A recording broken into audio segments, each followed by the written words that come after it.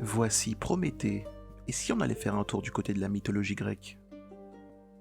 Prométhée, fils de Japet et Clyménée, mais aussi frère d'Atlas, Ménoïtios et Épiméthée, est un titan. C'est l'un des seuls à s'être rangé du côté de Zeus lors de la titanomachie, cette grande guerre qui opposa les titans aux dieux de l'Olympe. Après la victoire des nouveaux dieux dirigés par Zeus sur les titans, Prométhée et son frère Épiméthée se voient confier la mission d'apporter la vie sur Terre. Épiméthée se charge alors des animaux et leur attributs, tandis que Prométhée s'attelle à la création des hommes. Lorsqu'Épiméthée eut fini de distribuer les attributs aux animaux, il s'aperçut qu'il n'en restait plus pour les hommes. Alors, pour compenser, Prométhée transmit aux hommes les connaissances des enseignements qu'il avait reçus d'Athéna, ainsi que le feu.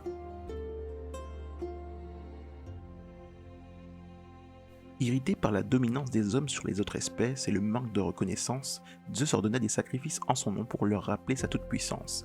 Alors les hommes sacrifièrent un taureau.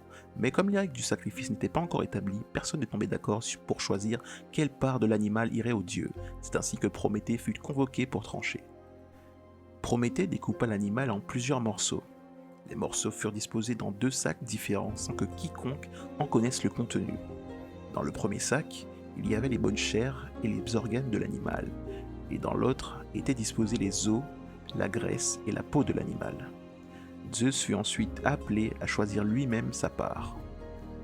Zeus, attiré par un sac plus esthétique que l'autre, fit son choix, le contenu du sac constituant la règle des sacrifices à venir.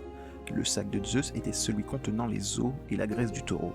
Estimant qu'il s'était fait avoir par Prométhée, Zeus décida de punir sa création en les privant du feu. Je les ai créés et ils récompensent mon amour en me défiant. Prométhée n'acceptait pas la sentence infligée par Zeus aux hommes. C'est pourquoi il organisa l'acte pour lequel il est le plus connu aujourd'hui, le vol du feu. Il a réussi à convaincre Athéna de lui ouvrir un passage vers l'Olympe, où il a pu récupérer le feu directement à l'arrière du char d'Apollon. En toute discrétion, il a dissimulé une torche du feu divin et est redescendu sur Terre pour l'apporter aux hommes. Lorsque Zeus découvrit la fin de Prométhée, il entra dans une colère noire et décida de punir d'abord les hommes en créant la première femme mortelle. Elle s'appelait Pandore et est arrivée avec une fameuse boîte qui contenait tous les maux du monde. Mais c'est une autre histoire. Et pour punir le titan, Zeus fit Héphaïstos l'enchaîner à une montagne du Caucase, où tous les jours un aigle viendra lui manger le foie et qui repoussera toutes les nuits. Son supplice s'arrêtera quand Héraclès le délivrera des dizaines d'années plus tard. Le saviez-vous ?